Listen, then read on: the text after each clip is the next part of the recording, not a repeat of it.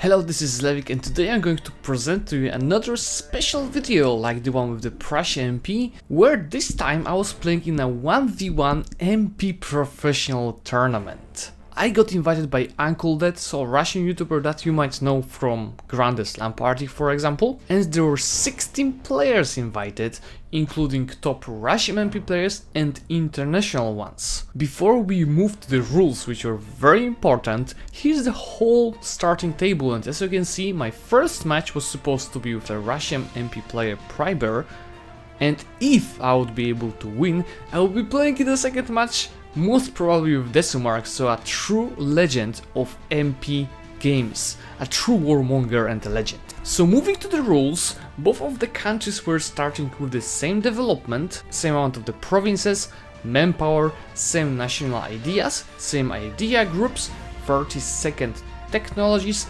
exactly the same provinces with same development and cloth, same amount of the starting troops, but only infantry, so we were a choice how much artillery we would be able to pick. No forts, so we were able to choose where to place them, and 500,000 of ducats to make fun. So this was a setup. From the rules about the gameplay, we could place up to 12 forts, which were not bordering the second player. Navy was completely disallowed to use. Both players had 5 minutes at start to prepare their country, and after unposing, the declaring war player had to start it between January 47 and August 47. Of course, all the exploits were disallowed. We couldn't ask for military access for another countries, so here the control of zones of the forts were very important, and most importantly, to win the war, we had to get a positive peace deal for ourselves, so in most of the cases just get to up to 50% of war score and enforce our demands on the second player. So before the start of the match, UnclDed was tossing a coin, and if I won, I could choose which side I would be playing. In the match against Priber, I won the toss, so I decided to be an attacker, because I could choose where to engage and how to engage, and Priber in the meantime chose to play on the southern country, so I got the northern one. And yeah guys, most importantly, the whole tournament and the mod was played on patch 1.25, so you might see some differences from the previous patches, but don't worry, the changes weren't that big. I was so stressed before the first match that I forgot to record the first 5 minutes before the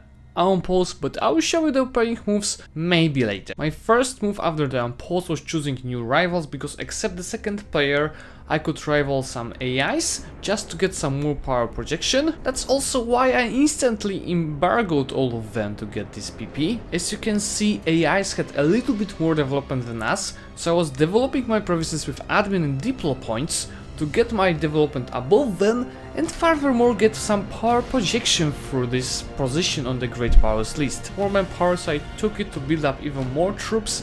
You couldn't see that, but before I've built 4 full back rows of artillery for my main stacks, and all of my manpower into building up armies. In the meantime, all of my military points were being spent on getting new generals.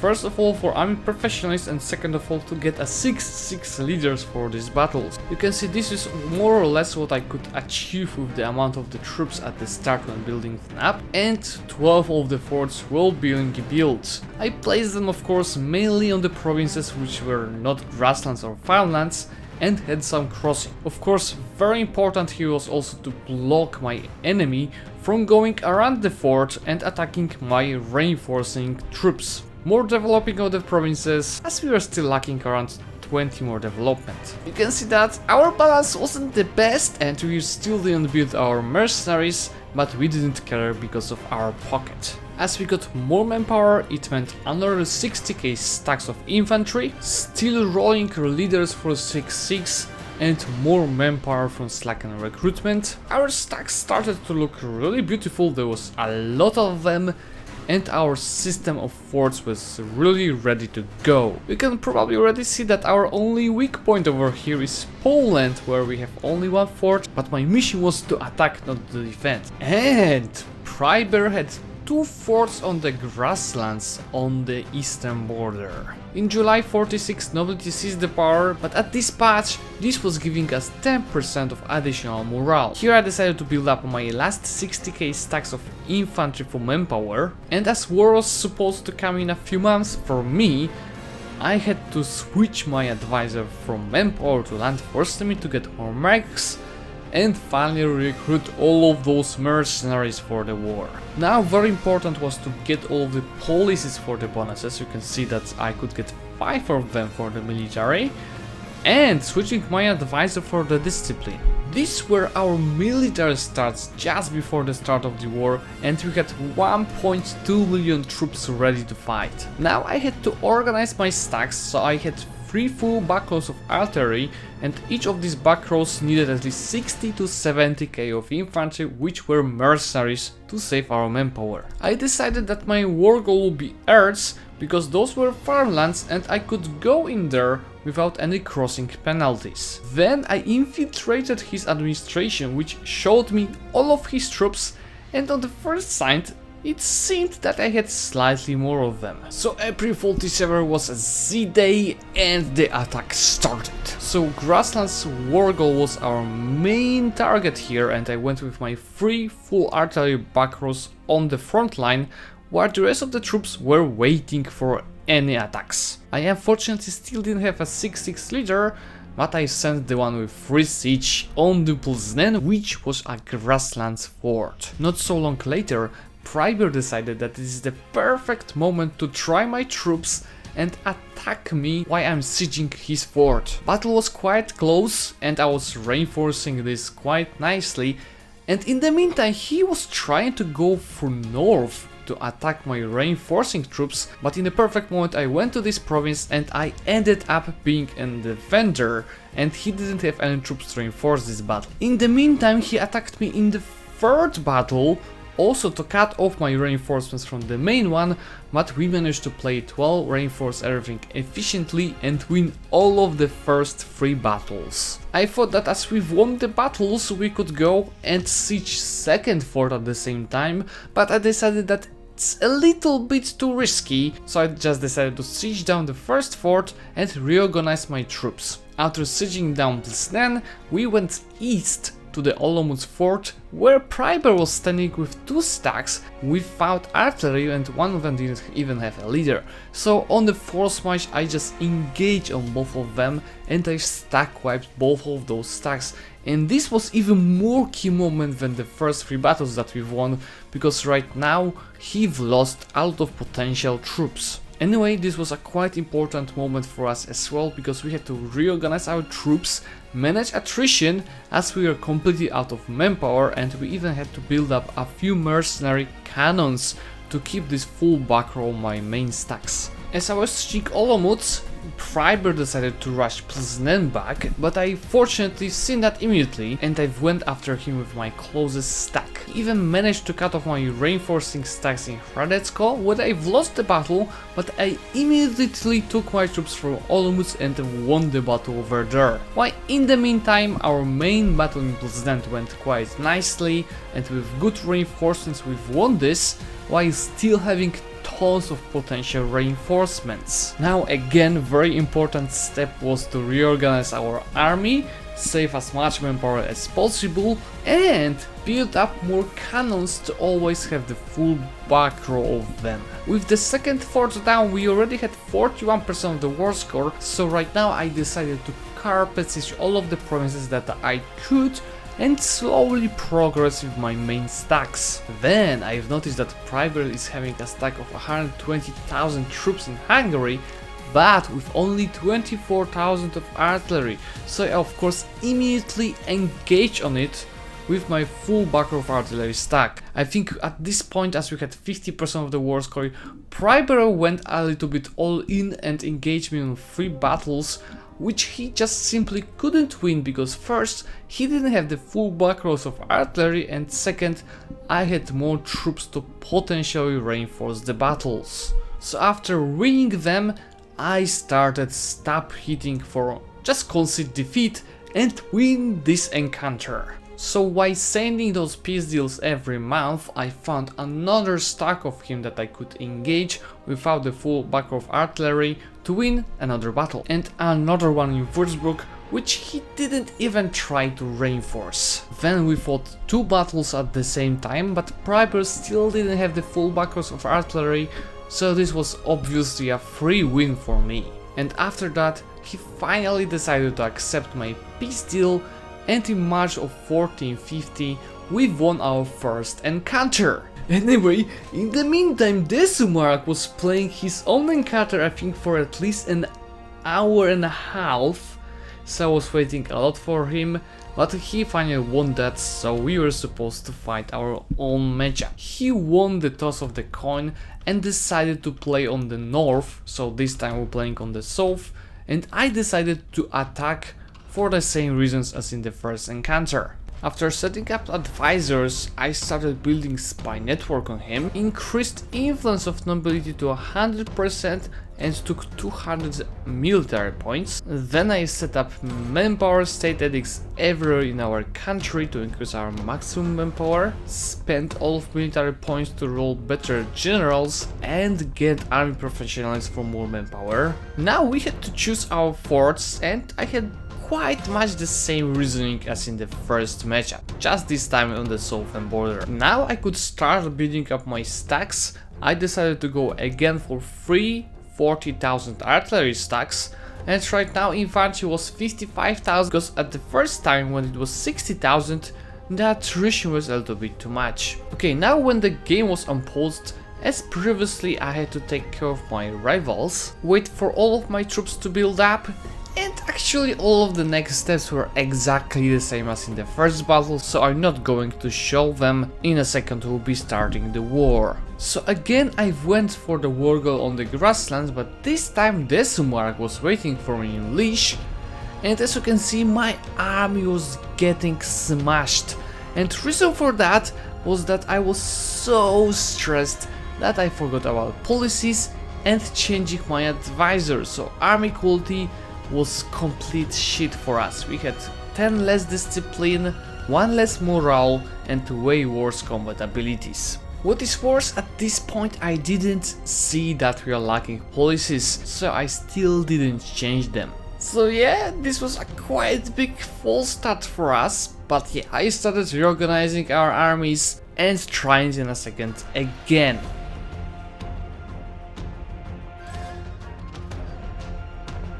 I engaged on Zlewikk in Barrois, where I was a defender, and it should be at least slightly better than for the first time, but it ended up being a complete slaughter again, and at this point finally I realized that we were lacking policies and advisors, which I changed 4 battles too late.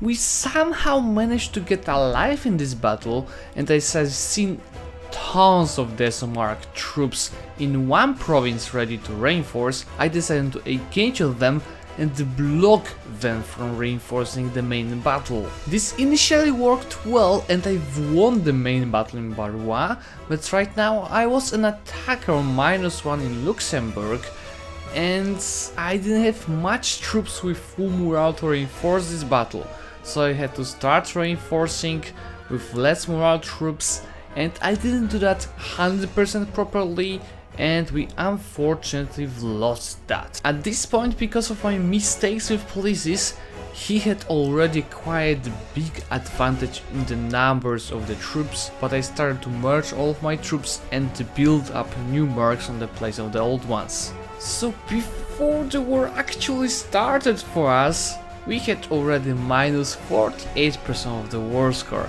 So it was getting quite tough to win this. I needed to do action, and I've seen he stuck without artillery in the fort in Fals, but unfortunately he noticed that and attacked me on mains. I was open to take up 2 battles at once, because at this point I actually had the better generals than him, but still way less troops. He used this amount's advantage to win both of the battles, but as you can see, these wins were way more close than the previous ones. Oh shit, here we go again, reorganizing our troops again, merging the stacks and building up the new mercs. When I was coming again to fight another battles, he was already able to make stab hits on me.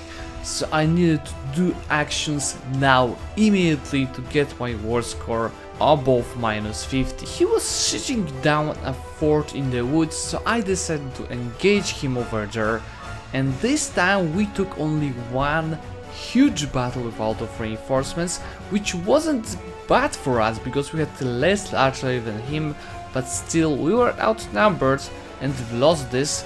But the battle was still quite close. After very quick reorganization and building up all of the new marks, I attacked him again. At this point he didn't want to push any farther, so I needed to be an attacker over here. I chose grasslands to attack, and as you can see it ended up again in one huge battle, which I think might have been a little mistake for us, because still we had better generals. Problem for us was that our artillery died and we had like 1.5 of stacks for it, so we couldn't get 2 efficient battles ongoing.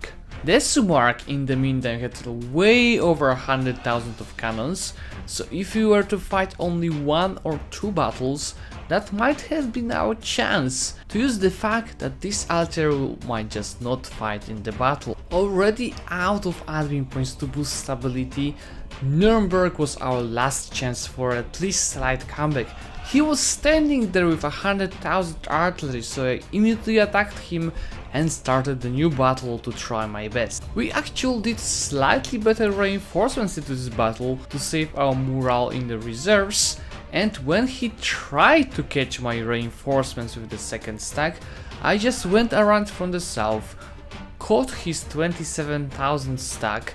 He reinforced with everything at once, which was a quite big mistake from him, and me, after winning with this small stack, reinforced the main battle, and I actually managed to these maneuvers to win the first, I think even maybe the second or even third battle in the whole matchup, but probably the most interesting battles from all of them. After winning this battle, I started reorganizing our stacks again, building new marks, and in the meantime, most importantly, sieging back our forts. Of course, the sieges would take ages, so I started rushing all of those forts. I managed to reoccupy a few provinces and 2 forts, but unfortunately at this point he just sub-hit me on -3 when I was out of admin points, so the war was over. Of course, there are coming a lot of ifs right now. What would happen if I managed to get my policies at start? But yes, it was my mistake and I've lost because of this. But after all, we've lost with Zlewikk, which is a legend in EU4 MP, so I'm not mad, I had a lot of fun here. You can actually see that Zlewikk then lost with Monkeyman in the semifinals, who won in the final with Zlewikk, so congratulations to Monkeyman. As I know, he has his own MP league. Congratulations to him, I also had a lot of fun, and at least I managed to win the first battle, which wasn't that obvious because I've played such kind of game for the first time. If you would like to watch full battles with Priber and Zlewikk, I'm giving you the links to the Google Drive where you can find those matches. So yeah, if you like this content and if you like to see more of such cut content and edited one, please leave a like and comment, and of course subscribe to the channel to get notifications about the future videos. So for today, thank you, see you soon.